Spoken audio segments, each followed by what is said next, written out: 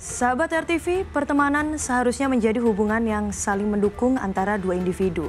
Namun kesalahan dalam bersikap dan bertutur kata ternyata bisa mengubah seorang kawan menjadi lawan. Bahkan amarah yang terpendam lama bisa memuncak jadi sebuah tindak kejahatan yang mengakibatkan hilangnya nyawa. Selamat malam sahabat RTV, saya Stefani Deversta akan menemani Anda selama 30 menit ke depan dengan laporan khusus Dendam dan Sakit Hati Teman Sendiri Dihabisi. Selengkapnya di Turn Back Crime, menumpas kejahatan.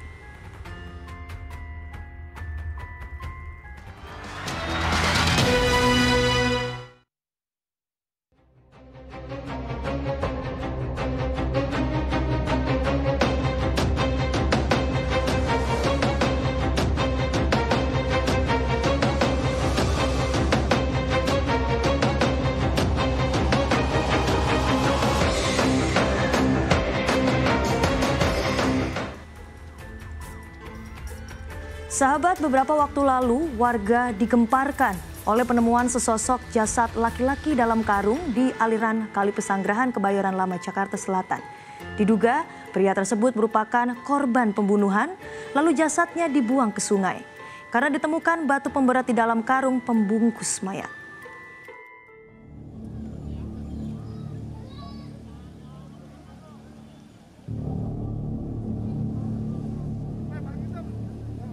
Selasa 28 Juni 2022, teriknya matahari menjadi saksi ditemukannya sesosok jasad terbungkus karung di Kali Pesanggerahan, Jakarta Selatan. Penemuan jasad tanpa identitas itu sontak menggegerkan warga yang tinggal di daerah Pondok Pinang, Kebayoran Lama. Warga berkerumun di sekitar lokasi lantaran penasaran dengan identitas pria bernasib naas tersebut. Jasad pria ini pertama kali ditemukan oleh petugas Dinas Kebersihan Jakarta yang sedang membersihkan kali. Siapa sangka, di antara lumpur dan sampah yang terangkut alat berat, terdapat sebuah karung berisi jasad seorang pria. Warga pun curiga, jasad tersebut merupakan korban pembunuhan karena terdapat batu pemberat di dalam karung yang membungkusnya. Kita biasa aktivitas pembersihan sampah kali di sini jam 8 pagi. Ketika kita beraktivitas, saya sendiri yang mengoperasikan alat berat ini, ada berupa karung. Saya garuk itu pakai beko, dan ketika kita tarik ke atas itu posisi diduga kira-kira mayat, tapi kita nggak berani kita masih mayat apa enggaknya, cek sama teman. Jadi karena kita posisinya shock, saya takut juga, jadi kita kembali lagi posisi ke air itu, bungkusan karungnya. Oke. Berarti itu di dalam karung, Bang, ya? Di dalam karung. Tapi belum sempat Abang buka, Bang? Enggak sempat dibuka. Bang, infonya ada pemberat batu atau gimana, Bang? Iya, kalau ini pemberat, karena tadi pas pengangkatan diangkat teman-teman, saksi yang tugas juga, berat posisinya, ngangkat juga ke atas juga berat posisinya. Itu berat karena faktor apa, Bang? Mungkin karena ada batu juga di dalamnya. Oh, berarti ada batu di dalam karung tersebut juga, Bang? Iya. Petugas unit identifikasi Polres Metro Jakarta Selatan langsung menggelar olah tempat kejadian perkara untuk mencari tahu identitas korban dan penyebab kematiannya. Kondisi mayat pada saat itu ya masih terbungkus di dalam karung.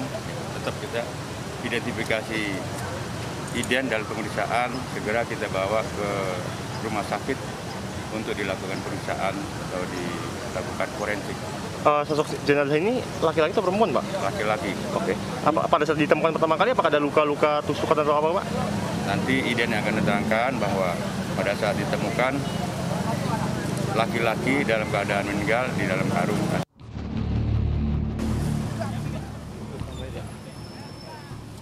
Untuk penyelidikan lebih lanjut, jenazah kemudian dibawa ke Rumah Sakit Fatmawati untuk diotopsi.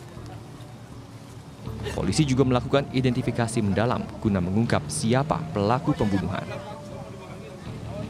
Dari Jakarta, Aji Atmoko, Turn Back Crime, RTV. Menindaklanjuti adanya laporan penemuan jasad dalam karung di Kali Pesanggerahan, polisi bergerak cepat menuju sejumlah lokasi.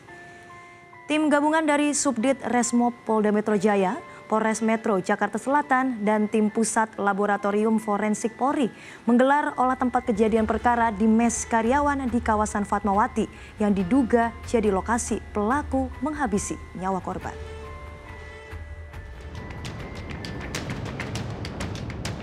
Untuk mengungkap misteri pembunuhan pria yang jasadnya ditemukan dalam karung di Kali Pesanggerahan, polisi mendatangi tempat tinggal korban. Polisi mendapatkan identitas korban bernama Aple Bagus Trion Langgeng. Polisi lantas menggelar olah tempat kejadian perkara di tempat tinggal korban. Dari sinilah polisi mendapat petunjuk lokasi yang diduga menjadi tempat pelaku menghabisi korban.